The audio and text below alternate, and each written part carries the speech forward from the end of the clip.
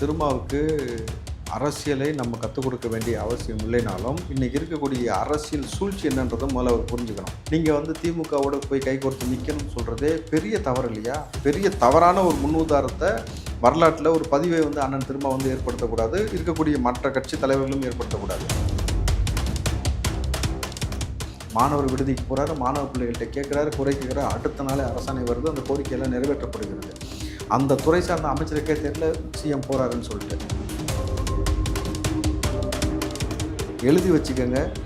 2034 தளபதி PM candidate Karnataka ஆந்திராவில் வச்சு தொடங்குவதற்கான வேலை நடக்கும். தமிழ்நாட்டில் மட்டும்தான் சார் லஞ்சம் இல்லை, ஒழிச்சிட்டார் சார்.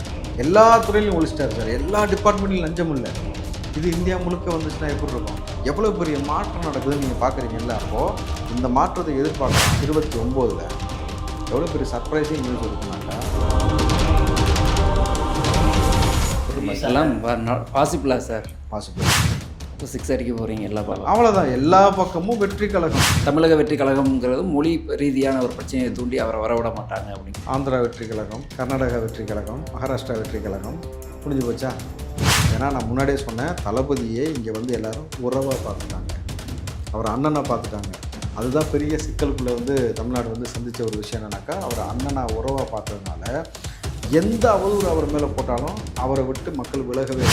சார், நீங்கள் அமைச்சர்லேருந்து எம்எல்ஏலேருந்து சாதாரண குடிமகன் வரைக்கும் யார் தவறு செஞ்சாலும் தூக்கிடுங்க. கோயில் நகையை திருடினவன், கோயில் சொத்தை திருடினவெல்லாம் உள்ளே சேர்ந்துக்கிட்டு சதி பண்ணுறான். எல்லோரும் இந்த லிஸ்ட்டில் மாட்டுவாங்க. அதில் பெருவாரியாக மாட்டக்கூடியது ஊபிஸாக தான் இருக்கும்.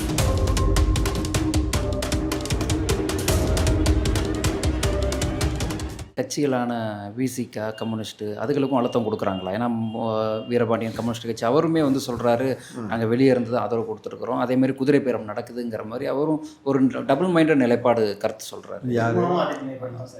வீரபாண்டியன் கம்யூனிஸ்ட்டு அவர் சொல்ல, திருமாவளவன் அவர்களுமே திமுகவுடனும் இருக்கிறோம் அப்படிங்கிற மாதிரி ஒரு கருத்து சொல்கிறாங்க. அதேமாதிரி அவர் முக்கியமாக சொன்ன கருத்து என்னென்னா, பாஜகவை எதிர்க்கிறதுக்கு இந்த ஒரு ஆயுதத்தை எப்போவுமே எடுப்பாங்க. அதை அவர் மூலமாக எடுக்கிறாங்களான்னு ஒரு டவுட். என்ன சொல்கிறாருன்னா, பாஜகவை வீழ்த்துவதற்கு திராவிட சித்தாந்தம் ஒழிப்பதற்காக பாஜக போடும் திட்டம் இது. அதனால் பாஜகவை வீழ்த்த திமுகவும் தாவேகாவும் ஒரு லைனில் வரணும் அப்படிங்கிற மாதிரி பேசுகிறாரு. இப்போது ரீசெண்டாக பேசுகிறதெல்லாம் கொஞ்சம் வித்தியாசமாக இருக்குது. இல்லை, அண்ணன் திருமாவுக்கு அரசியலை நம்ம கற்றுக் கொடுக்க வேண்டிய அவசியம் இல்லைனாலும் இன்றைக்கி இருக்கக்கூடிய அரசியல் சூழ்ச்சி என்னன்றதை முதல்ல அவர் புரிஞ்சுக்கணும். நீங்கள் பெரிய ஆளுமை தான், அண்ணன் திருமா நாங்கள் பெருசாக மதிக்கிறோம், நம்ம இல்லைன்னே சொல்லலை. ஆனால் என்னைக்கு பிஜேபி சொல்ல கேட்டு எடப்பாடியை சிஎம் ஆக்கணும்னு அவங்க முடிவெடுத்து அதை குறித்து உங்கள்கிட்டையும் சொல்லியிருக்கிறாங்க, ஐஎம்எல் தலைவர்கிட்டையும் சொல்லியிருக்காங்க, எல்லார்ட்டையும் சொல்லியிருக்காங்கன்னு தெரிந்த பிறகும் நீங்கள் திமுகவோட போய் கைகோர்த்து நிற்கணும்னு சொல்கிறதே பெரிய தவறு இல்லையா?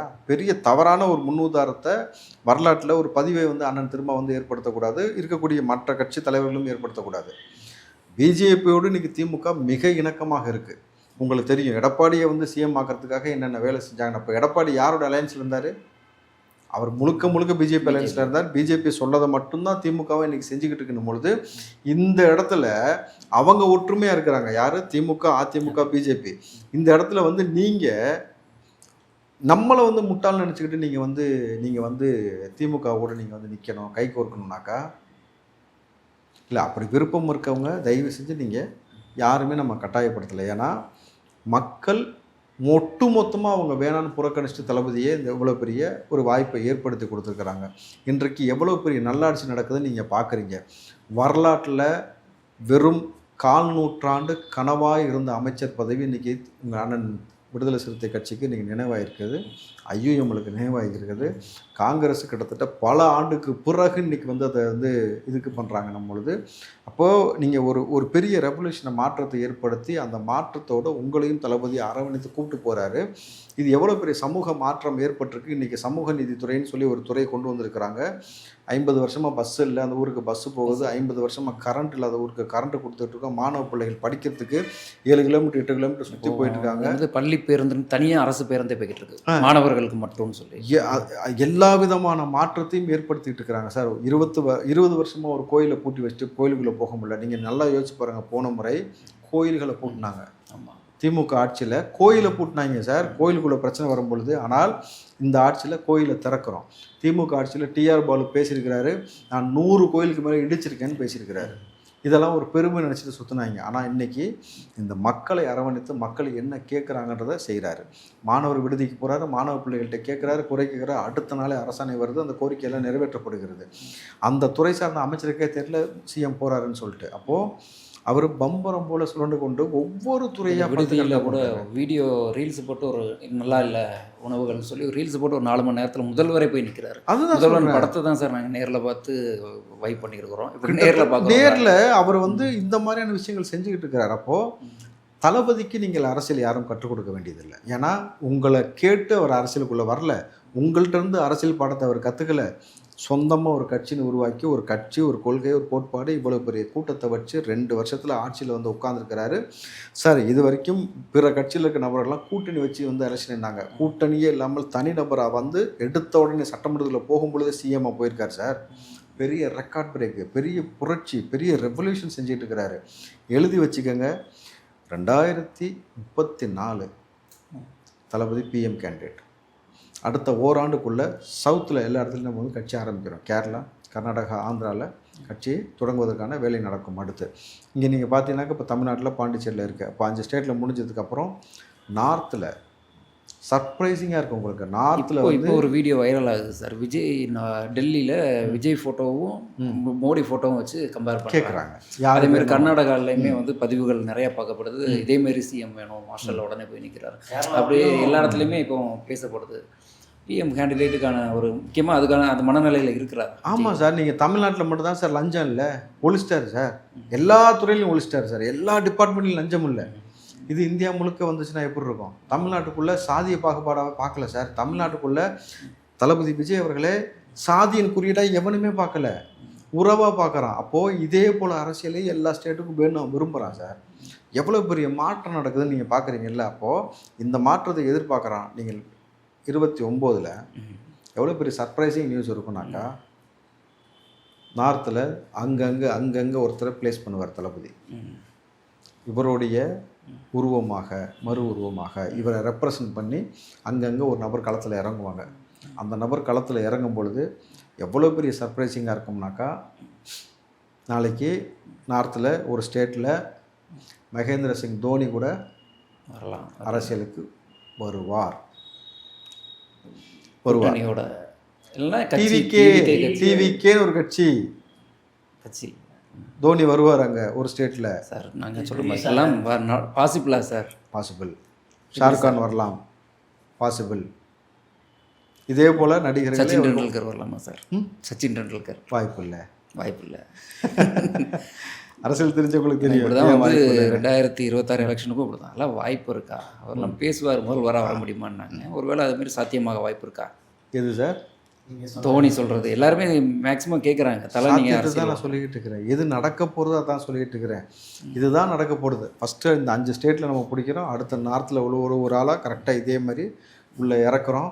தமிழ்நாடு முழுக்க இருக்கக்கூடிய இந்த பெரிய ஒரு வேவ் வந்து இந்தியா முழுக்க இருக்கும். அன்றைக்கி தளபதி பிஎம், பிற ஸ்டேட்டில் தளபதி ரெப்ரசன்ட் பண்ணுற நபர்கள்லாம் சிஎம். இந்தியா முழுக்க மதசார்பற்ற நாடுன்றது அதுக்கு ஏற்ப இந்த சாதி பிளவுகள் இருக்காது. சாராய ரத்தம், பெரியாட்டம், ஆணவ படுகொலை, போதை கலாச்சாரத்தை ஒழிச்சு விட்டுருவார். லஞ்ச லாவணித்து சுத்தமாக ஒழிச்சிடுவார். மத அரசியல் செஞ்சுக்கிட்டு இருந்த பிஜேபிக்கு பெரிய சவுக்கடி இவர் தான் சார் கொடுக்க போகிறாரு. நீங்கள் வந்து உணவில் கை வச்சு, உடையில் கை வச்சு, மத வழிபாட்டில் கை வச்சுட்டு இந்த அக்கிரமம் பண்ணிக்கிட்டு இருந்த இந்த 100 வருஷம் ஆயிடுச்சுன்றாங்கல்ல ஆர்எஸ்எஸ்க்கு. ஆமாம், காலம் எப்பயுமே 100 வருஷத்துக்கு ஒரு புரட்சி செஞ்சுக்கிட்டே இருக்கும், ஒரு மாற்றம் நடந்து கொண்டே இருக்கும். அப்படித்தான் தமிழ்நாட்டு அரசியல் களத்துக்குள்ளே தளபதி விஜய் கொண்டு வந்துச்சு. இன்றைக்கி அதே பிரபஞ்சம் அவரை இந்திய அரசியலுக்குள்ளே கொண்டு போகும். நாளைக்கு உலக தலைவர்களில் ஒருத்தர் அவர் இருப்பார். இந்தியாவை ரெப்ரசன்ட் பண்ணி எல்லா உலக நாடுகளில் எல்லா தலைவர்களையும் போய் சந்திப்பார். இது நடக்கும், நடந்தே தீரும் சார். இதுக்கு இப்போ கூட்டணியில் இருக்கக்கூடிய காங்கிரஸ் இடைஞ்சலாக இருக்காதா சார்? பிஜேபி ஏற்கனவே ஆட்சியில் இருக்கும், காங்கிரஸ் வேறு இருக்கிறாங்க. இதில் கூட்டு சதிகளும் வீழ்ச்சிகளும் வர்றதுக்கான வாய்ப்புகள் இருக்குமே, அதை எப்படி சார்? கைப்பொண்ணுக்கு கண்ணாடி தேவையில்லைன்னு சொல்லுவாங்க. யாரை ஆதரிக்கிறாங்க மக்கள்ன்றது தான் அங்கே மேட்ரு. தளபதியை தான் ஆதரிக்கிறாங்க அப்படின்ற ஒரு முடிவு தன்னிச்சையாக எல்லாருக்கும் புரிய ஆரம்பிச்சிடும். புரிஞ்சதுக்கப்புறம் நிச்சயமாக காங்கிரஸ் அதுக்குள்ளே அந்த ரோலுக்குள்ளே ப்ளே பண்ணுறதுக்கான வாய்ப்பு நிச்சயமாக இருக்காது. இந்த தருணத்தில் இதுக்கு ரிலவெண்ட்டில் நான் ஒரு பதிவு பார்த்துருந்தேன் எக்ஸில் சார். வட இந்தியர் ஒருவர் தான் தளபதி விஜய் அவர்கள் வந்து டிவிகே தமிழக வெற்றி கழகம்ங்கிற பேர் வைக்காமல் வேறு மாதிரி நீங்கள் எங்களுக்கு வந்திருக்கலாம்ல அப்படின்னு கேட்குறாங்க. என்னென்னா தமிழக வெற்றி கழகம்ங்கிறது மொழி ரீதியான ஒரு பிரச்சனையை தூண்டி அவரை வரவிட மாட்டாங்க அப்படிங்கிற அவங்களுக்கு அவர் மனசில் வந்து விஜய் அவர்கள் வரணுங்கிற ஒரு விஷயம் இருக்குது. ஆனால் அந்த பேரை மட்டும் சொல்கிறாங்க. அது அந்த பிரைம் மினிஸ்டர் வரைக்கும் போகும்போது பிரச்சனை ஆகுமா? ஏன்னா மொழி பிரச்சனைகள் இன்று வரைக்கும் இருக்குது. கர்நாடகாவில் பஸ்ஸுக்கு கூட விடுறதில்ல. அப்போ இதுக்கு ஒரு சொல்யூஷன் வேணும்ல சார்? ஆந்திரா வெற்றி கழகம், கர்நாடகா வெற்றி கழகம், மகாராஷ்டிரா வெற்றி கழகம் முடிஞ்சு போச்சா? அப்போ 6 அடிக்க போகிறீங்க எல்லா பக்கம். அவ்வளோதான். எல்லா பக்கமும் வெற்றி கழகம், ஒரே முகம், தளபதி லேபிள், பிஎம் கேண்டிடேட்டு. அந்தந்த இடத்துல யார் அவர் ரெப்ரசன்ட் பண்ணுறாரோ அவங்க தான் அந்தந்த ஊருக்கு சிஎம்மாக வருவாங்க. இவர் தன்னுடைய வேலையை செஞ்சுட்டு, எனக்கு பெரிய சர்ப்ரைஸிங் அடுத்து தமிழ்நாட்டில் யாரை ரெப்ரசன்ட் பண்ண போகிறான்றது அது ஒரு சர்ப்ரைஸாக இருக்கும். புரியுதுங்களா? அப்போது அண்ணன் வந்து பிஎம் ஆகும்பொழுது இங்கே யாரை ரெப்ரசன்ட் பண்ணுவார்? சத்தியமாக உண்மையாக இருக்கக்கூடிய நல்ல செய்யக்கூடிய நபரை கொண்டு வந்து உட்கார வைப்பார் சார். இந்த ஆட்டம் போடுற ஆள், பணத்துக்கு ஆசைப்படுற ஆள், துரோகம் செய்கிற ஆள் நிச்சயமாக அதுக்கான வாய்ப்பு கிடையாது. கிளியர் அப்சர்வர் தளபதி வந்து. ஏன்னா நான் முன்னாடியே சொன்னேன், தளபதியே இங்கே வந்து எல்லோரும் உறவாக பார்த்துட்டாங்க, அவர் அண்ணனை பார்த்துட்டாங்க. அதுதான் பெரிய சிக்கலுக்குள்ளே வந்து தமிழ்நாடு வந்து சந்தித்த ஒரு விஷயம் என்னன்னாக்கா, அவர் அண்ணனை உறவாக பார்த்ததுனால எந்த அவதூறு அவர் மேலே போட்டாலும் அவரை விட்டு மக்கள் விலகவே இல்லை. அதே போல் தான் நீங்கள் பாருங்கள், அவரை வந்து உறவாகவே பார்த்து இந்தியா முழுக்க தூக்கி கொண்டாடும். நிச்சயமாக நான் பிரதமராக அவர் வந்து பதவியேற்பதை நம்ம பார்ப்போம். இப்போ கூட ஒரு லஞ்சம் கேட்டிருக்கிறாங்க விஏஓ. அப்போ உடனே ஒருத்தர் சொல்கிறார், வயசானவர், இப்போ விஜய் அவர்களுக்கு கால் பண்ண போகிறேன். அந்த வார்த்தை பார்த்தீங்களா, விஜய் அவர்களுக்கு கால் பண்ண போகிறேன். நாடிலாம் இருக்கிறாரு. ஒரு சிஎம் வந்து சின்ன குழந்தை போடக்கூடிய காணொலியும் பார்க்குறாரு, ஒரு பெரியவங்க சொல்கிறதையும் பார்க்குறாரு. சார் லஞ்சம் வாங்கினா இந்த நம்பருக்கு நீங்கள் அனுப்பலாம்னு சொல்லி ஒரு வாட்ஸ்அப் நம்பர் கொடுத்துருக்குறாரு. அப்போ நீங்கள் பொதுமக்கள் ரொம்ப காமனாக பேச ஆரம்பிச்சிட்டாங்க. நீங்கள் தமிழ்நாட்டுக்குள்ளே எல்லா சிக்னல்லையும் இதுக்கு முன்னாடி வந்து நீங்கள் டிராஃபிக் போலீஸ் நின்று நீங்கள் பார்த்துருக்க மாட்டீங்க. ஆட்சி மாற்றத்துக்கு அப்புறம் நடக்குது. எந்த அலுவலகம் போனாலும் உங்களை வந்து நிற்க வச்சு பேசிகிட்டு இருக்க ஆளுங்க உட்கார வச்சு உங்களுக்கு செஞ்சு கொடுக்குறாங்க. நடக்குது. லஞ்சம்ன்ற ஒரு வார்த்தையே ஐயா எனக்கு இருக்கிற பொழப்பில் மண்ணு விழுந்துடக்கூடாது, நான் சர்வீஸில் இருந்துட்டு போய்க்கிறேன், இந்த மாதிரி மாறிட்டாங்க சார். நீங்கள் அமைச்சர்லேருந்து எம்எல்ஏலேருந்து சாதாரண குடிமகன் வரைக்கும் யார் தவறு செஞ்சாலும் தூக்கி அடிச்சிடுவார். நீங்கள் அண்ணனை வந்து 6 மாதம் கழித்து நீங்கள் வந்து ஒரு 10 எம்ஜிஆரா ஒரு 5 ஜெயலலிதாவா ஆளுமைகளில் மிகப்பெரிய ஜாம்பவானா அள்ளி அள்ளி கொடுக்கறதுல ஒரு 100 பிள்ளைகளை படிக்க வைக்கிறதுல சொல்கிறேன், 100 காமராஜரா, சாதி மதங்களை உடைக்கிறதுல 100 அம்பேத்கரா, சித்தாந்தத்துறை அப்படிங்கிற பேருக்கு இந்த ஜாதி மதத்தை உடைச்சாலே நல்லது சார். ஆமாம் சார், செஞ்சிட்டார்ல. இன்றைக்கி வந்து நீங்கள் பாருங்களேன், இந்த தீண்டாமை வந்து எந்த அளவுக்கு இருந்ததுன்றதை நம்ம பார்த்தோம். இன்னும் சொல்லப்போனால் வேங்கவேல் சம்பவம் திமுக ஆட்சி நடந்தது எவ்வளோ பெரிய முன்னுதாரணம் உங்களுக்கு தெரியும்ல. மோசமான முன்னுதாரணம்னா திமுக ஆட்சியும் அந்த திமுக ஆட்சி நடந்தக்கூடிய அந்த வேங்கவேல் சம்பவம் தான். அப்படின் பொழுது பெரிய புரட்சியாளர் சார். நம்ம வந்து சத்தியமாக அதை நம்ம வந்து ஏற்றுக்கொண்டு தான் ஆகணும். பெரிய மாற்றத்தை ஏற்படுத்திருக்காரு ஒரு தனி மனுஷன் சார்.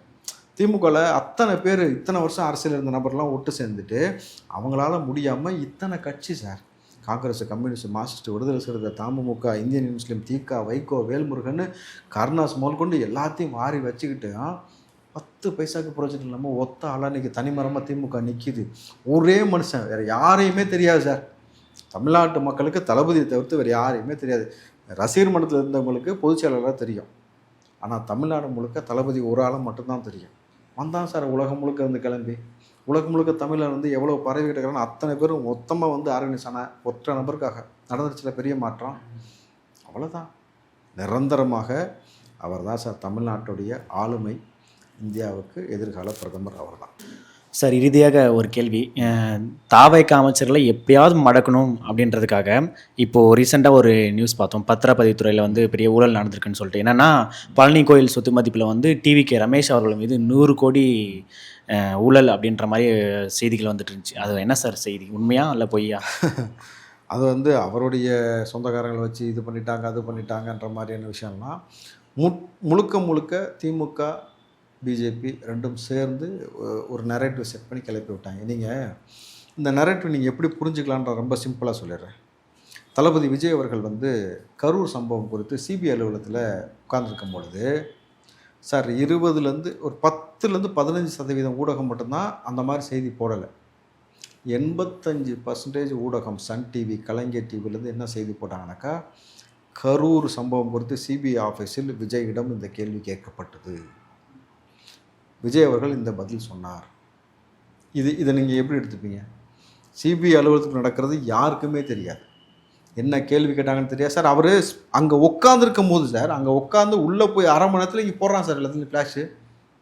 அப்போ எப்படி ஒரு பொய்யான நரேட்டிவ் செட் பண்ணாங்களோ அதே மாதிரி ஒரு பொய்யான நரேட்டிவ் அதை எப்படி அவர் உடைச்சாரோ, எப்படி மக்கள் அவர் ஆதரித்தாங்களோ அதே போல் இந்த கேஸில் வந்து எவன் கிளப்பி விட்டான், எவன்லாம் அது உள்ளே சூழ்ச்சி செஞ்சுக்கிட்டு இருக்கிறான், எவன்லாம் கோயில் நகையை திருடினவன், கோயில் சொத்தை திருடினவன்லாம் உள்ளே சேர்ந்துக்கிட்டு சதி பண்ணுறான், எல்லாரும் இந்த லிஸ்ட்டில் மாட்டுவாங்க.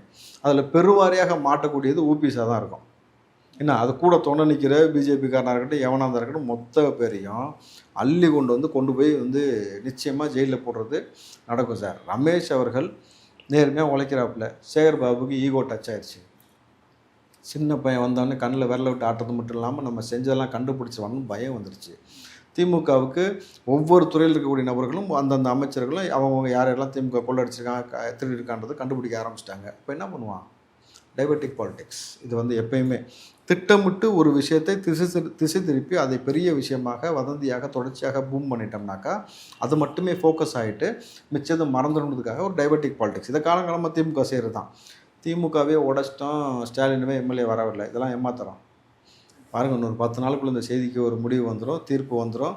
இதில் எப்படி வந்து தாவேக ஆட்சியை கலைக்கிறதுக்கு முயற்சி எடுத்தவன் எவெல்லாம் சிக்கனானோ அதே போல் இதை கிளப்பி விட்டு அத்தனை பேரும் உள்ளே போகிறது உறுதி.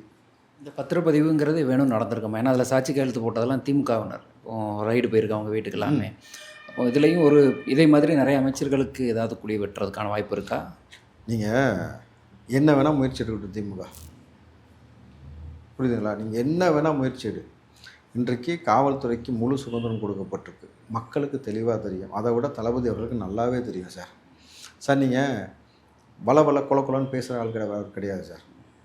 தன்னை சுற்றி என்ன நடக்குன்றத அரசியல் களத்திற்குள்ளே அவர் இருக்கும் பொழுது அவர் எந்த அளவுக்கு வந்து ஒவ்வொரு விஷயத்தையும் அப்சர்வ் பண்ணி எந்த அளவுக்கு சர்வே எடுத்து ரிப்போர்ட் எடுத்திருந்தா இந்த நேரத்தில் நம்ம அரசியலுக்குள்ளே வரலாம், இந்த நேரத்தில் நம்ம வந்துட்டாக்கா இவ்வளோ பெரிய ஜாம்பவான் இத்தனை கூட்டணி இருந்த நபர்களை வீழ்த்தலாம்ன்றத ஒரு கால்குலேட்டிவாக மூவ் பண்ணி வந்திருக்கிறாரு.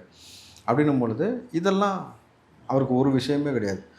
ஆட்சி அதிகாரம் கையில் இல்லாத பொழுதே இவ்வளோ செஞ்ச மனுஷன் ஆட்சி அதிகாரம் கையில் இருக்கிறாங்க, அதிகாரிகள் கையில் இருக்கும் பொழுது இதெல்லாம் ஜஸ்ட் லைக் தட் அப்படி தட்டி விட்டு போயிட்டே இருப்பார் சார். இப்படி நீங்கள் முயற்சி எடுத்து முட்டு சந்தில் போய் நிற்கிறது தான் திமுக வந்து கடைசியாக நிற்குமே தவிர நிச்சயமாக அவங்க வந்து மகுடம் சுட போவது கிடையாது. உங்கள் தகவல்களுக்கு நன்றி சார். மீண்டும் ஒரு பேட்டியில் இணைவோம். நன்றி. நன்றி தம்பி.